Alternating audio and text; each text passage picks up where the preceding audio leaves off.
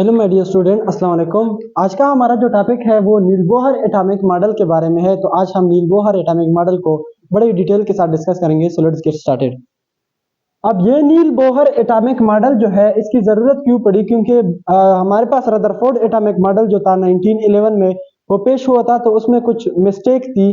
तो वो रिजॉल्व करने के लिए नील बोहर ने अपना एटॉमिक मॉडल जो है वो पेश किया। अब नील बोहर ने ये जो एटॉमिक मॉडल पेश किया था ये कब किया था? 1913 में। नील बोहर ने ये एटॉमिक मॉडल पेश किया था किसमें? 1913 में। अब ये जो नील बोहर एटॉमिक मॉडल है ये बेस्ड करता है किस पे? नील बोहर एटॉमिक मॉडल जो है ये हमारे पास बेस करता है किस पे? प्लैंक्स क्वांटम थ्योरी पे। Niels Bohr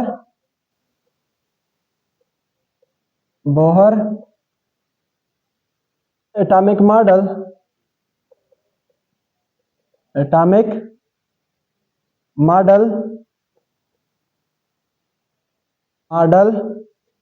was based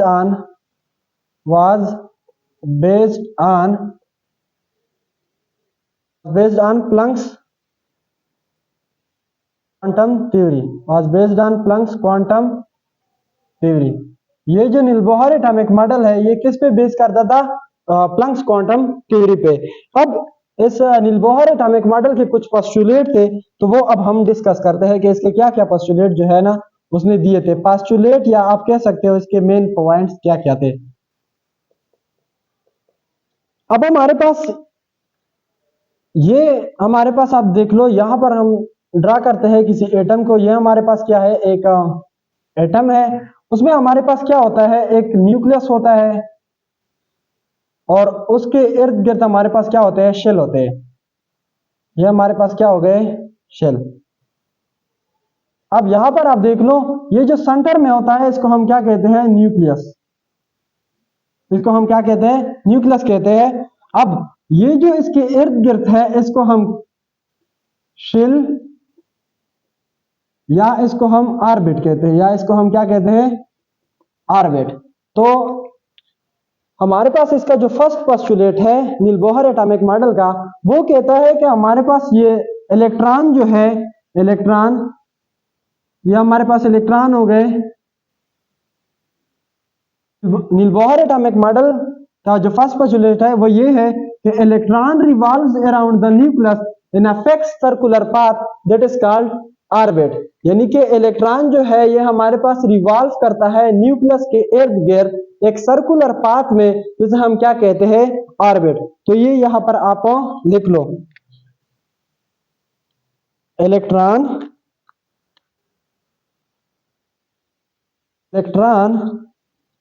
revolves around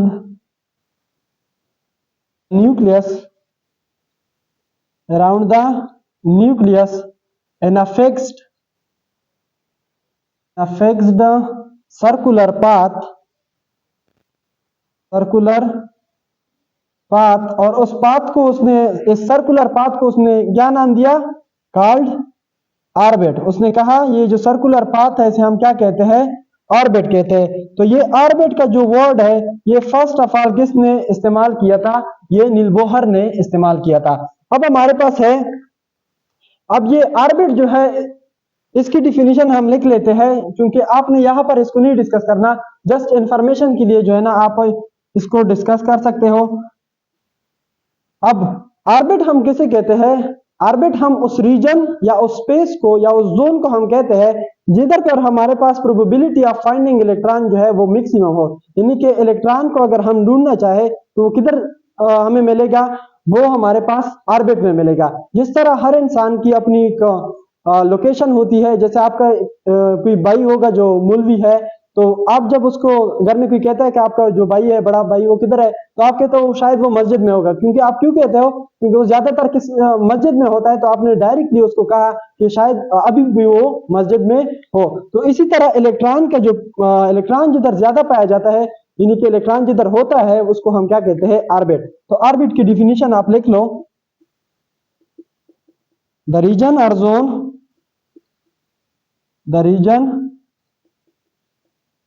और zone where the probability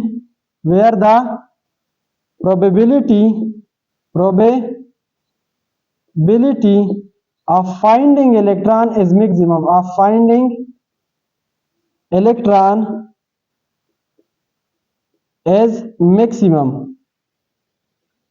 orbit हम उस जगह को कहते हैं जहां पर अगर हमने इलेक्ट्रॉन को फाइंड करना है तो वो किधर होगा, वो ऑर्बिट में होगा। तो ये ऑर्बिट की डिफिनीशन हो गई। अब हमारे पास हम डिस्कस करते हैं कि ये जो ऑर्बिट है इसकी एनर्जी क्वांटाइज्ड होगी। नील बोहर ने क्या बोला कि हमारे पास ये जो ऑर्बिट है इसकी एनर्जी जो है ये क्वांटाइज्ड होगी। क्वांटाइज्ड मींस फिक्स्ड होगी इसकी energy. Each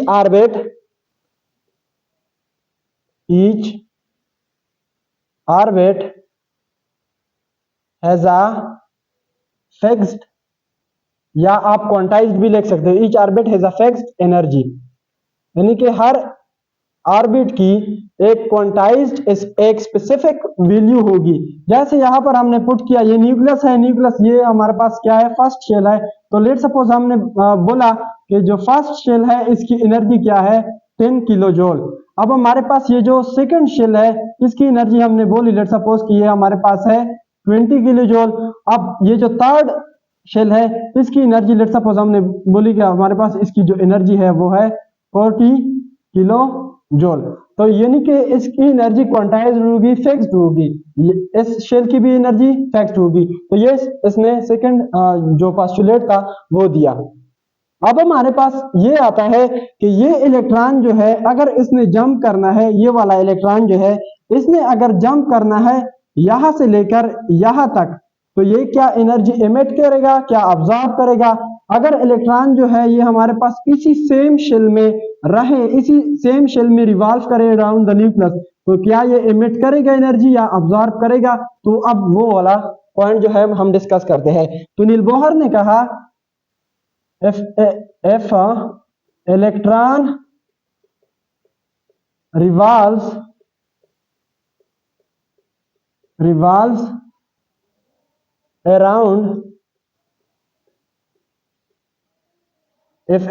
revolves around a nucleus in a fixed in a same orbit, it does not absorb or emit energy,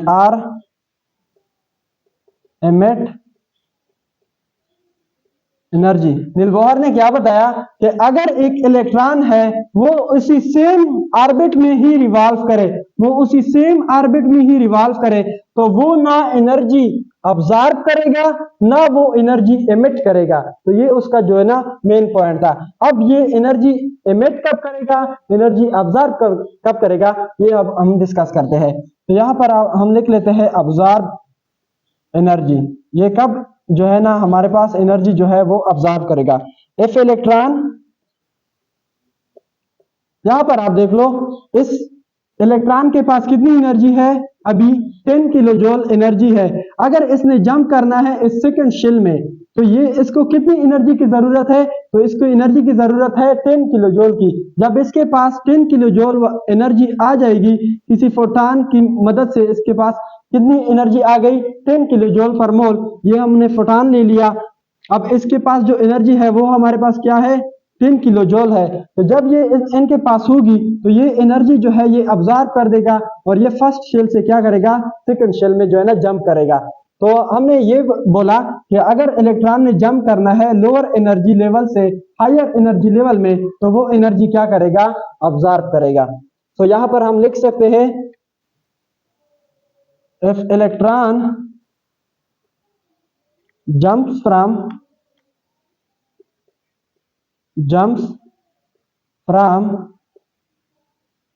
lower orbit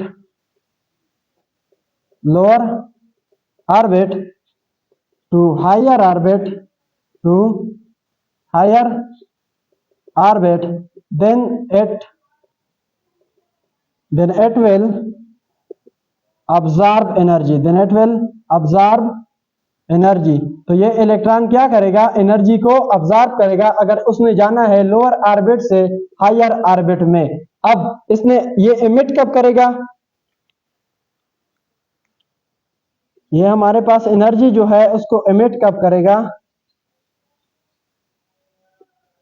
अब यहां पर देख लो, इस इलेक्ट्रॉन के पास कितनी एनर्जी है, ऑलरेडी 20 किलो जूल एनर्जी है इस इलेक्ट्रॉन के पास, ये जो सेकंड शेल में है। अगर ये जाना चाहता है इस फर्स्ट शेल में तो ये क्या करेगा, ये 10 किलो जूल एनर्जी जो है ये एमिट करेगा। 10 किलो जूल एनर्जी जो है ये हमारे पास क्या करेगा, एमिट करेगा, तभी वो इस शेल से, सेकंड शेल से फर्स्ट शेल में आएगा। तो ये हमने क्या किया, if electron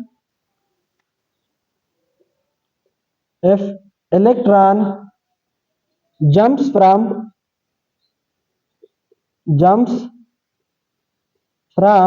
higher energy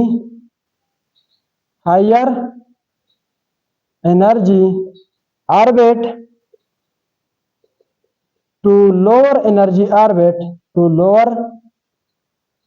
energy orbit, then it will emit energy,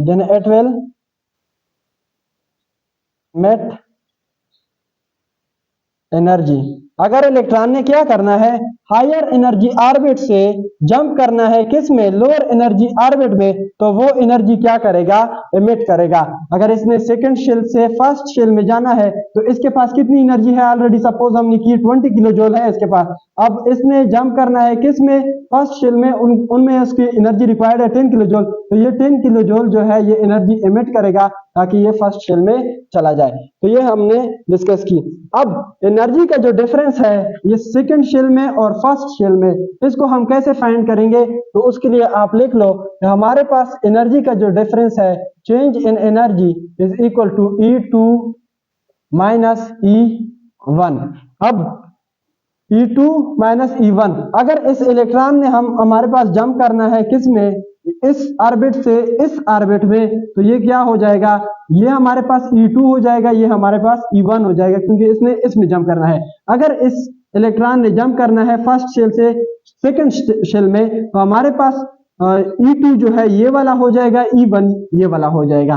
तो ये हमने चेंज इन एनर्जी को डिस्कस किया। अब हमारे पास इस एनर्जी को हम फाइंड करते हैं किस इक्वेशन के जरिए, इस एनर्जी को हम फाइंड करते हैं प्लैंक्स का जो इक्वेशन है प्लैंक्स क्वांटम थ्योरी का, वो है हमारे पास delta E is equal to h nu. अब ये हमारे पास क्या है, ये हमारे पास है चेंज इन एनर्जी, ये हमारे पास क्या है, ये h जो है ये हमारे पास प्लैंक्स कांस्टेंट है, इसको हम क्या कहते हैं, प्लैंक्स कांस्टेंट। और ये जो न्यू है ये हमारे पास क्या है, फ्रीक्वेंसी है, ये हमारे पास क्या है, फ्रीक्वेंसी है। अब ये जो प्लैंक्स कांस्टेंट है इसकी हमारे पास जो वैल्यू है वो हमारे पास क्या है, ये जो h है प्लैंक्स कांस्टेंट, इसकी वैल्यू है 6.63 से मल्टीप्लाइड बाय 10⁻⁻34 जूल सेकेंड। तो ये है हमारे पास किसकी, प्लैंक्स कांस्टेंट की वैल्यू। अब हमने डिस्कस करना है, ये हमारे पास इलेक्ट्रॉन जो है ये रिवॉल्व करता है अराउंड द न्यूक्लियस। अब इस इलेक्ट्रॉन की हमारे पास क्या होती है, मास भी इलेक्ट्रॉन की है और इसकी पास वेलोसिटी भी है, क्योंकि ये मूव कर रहा है। जैसे मैं अभी डिस्कस कर रहा हूं मोमेंटम के बारे में, momentum is the product of mass and velocity. मेरा मास है, अब मैंने क्या किया, मूव किया, मैंने क्या किया, मूव किया। तो मैंने जब मूव किया तो मेरे पास मेरा मास भी था और मैंने जो मूव किया उस वक्त मेरी स्पीड भी थी, वेलोसिटी भी थी। तो उसकी जब हम प्रोडक्ट ले लेंगे तो ये हमारे पास हो जाएगा मोमेंटम। तो मोमेंटम किसके बराबर होता है, momentum is represented by P। ये हमने फिजिक्स में पढ़ा था कि ये हमारे पास है product of mass and velocity. ये हमारे पास क्या है, ये product of mass and velocity है, तो ये हमारे पास मोमेंटम हो गया। अब हम चूंकि डिस्कस कर रहे हैं, ये जो इलेक्ट्रॉन जो है ये रिवॉल्व करता है अराउंड द न्यूक्लियस, ये हमारे पास क्या है, एक सर्कुलर पाथ है। जब हम सर्कुलर पाथ में डिस्कस करेंगे, ये हमारे पास है लीनियर मोशन के लिए, ये हमारे पास है अगर लीनियर पाथ है उसमें हमारे पास मोमेंटम ये होगी। अब इलेक्ट्रॉन जो है वो सर्कुलर पाथ में मूव कर रहा है, तो ये मोमेंटम हम नहीं ले सकते, हम एंगुलर मोमेंटम के बारे में डिस्कस करेंगे। सो यहाँ पर जो पोस्टुलेट था नील बोहर का, वो क्या कह रहा है कि electron revolves around the nucleus, revolves around the nucleus, have fixed angular momentum,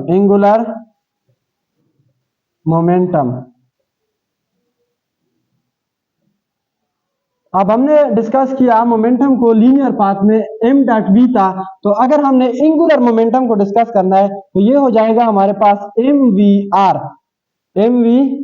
ये r जो है ये रेडियस को जाहिर करता है। हमारे पास इसकी रेडियस कितनी है जब ये रिवॉल्व कर रहा है around the nucleus. Mass, velocity और radius, mvr is equal to nh divided by 2 pi. तो ये हमारे पास क्या हो गया, ये इलेक्ट्रॉन की फिक्स्ड एंगुलर मोमेंटम होगी और वो उसको हम कैलकुलेट कर सकते हैं इस फार्मूला के जरिए, mvr is equal to nh divided by 2 pi. ये हमारे पास मास हो गया, mass of electron, velocity of electron, radius of the shell, ये हो गया। और हमारे पास ये जो n है, इस n को हम कहते हैं प्रिंसिपल क्वांटम नंबर। ये n जो है ये हमारे पास क्या है, एक प्रिंसिपल क्वांटम नंबर है, प्रिंसिपल क्वांटम नंबर से क्या मुराद है कि यहाँ पर ये किस शेल में रिवॉल्व कर रहा है। अगर इसने रिवॉल्व करना है, इस फर्स्ट शेल के लिए जो प्रिंसिपल क्वांटम नंबर है वो है 1, और सेकंड शेल के लिए जो प्रिंसिपल क्वांटम नंबर है वो है 2, और थर्ड एंड सो ऑन आप जा सकते हो ऐसे ऊपर। तो प्रिंसिपल क्वांटम नंबर जिसको आप डिस्कस करोगे, जब आप क्वांटम नंबर को डिस्कस करोगे, प्रिंसिपल क्वांटम नंबर हो गया, अजीमुथल हो गया, मैग्नेटिक क्वांटम नंबर हो गया, तो ये हम उसमें डिस्कस कर लेंगे फिर। NH divided by 2 pi. ये H जो है ये हमारे पास क्या है, प्लैंक्स कांस्टेंट है। ये हमारे पास क्या है, प्लैंक्स कांस्टेंट है। तो इसकी वैल्यू मैंने आप लोगों को यहाँ पर बता दी। तो ये था हमारे पास एंगुलर मोमेंटम ऑफ इलेक्ट्रॉन। अब ये हमारे पास ये एंगुलर मोमेंटम ऑफ इलेक्ट्रॉन जो है ये हमारे पास क्या होता है, फिक्स्ड होता है। तो ये हमने डिस्कस किया नील बोहर एटॉमिक मॉडल को बड़ी डिटेल के साथ। होपफुली मेरा ये जो लेक्चर है आपको समझ में आ गया होगा। Thanks for watching. Allah Hafiz, good luck.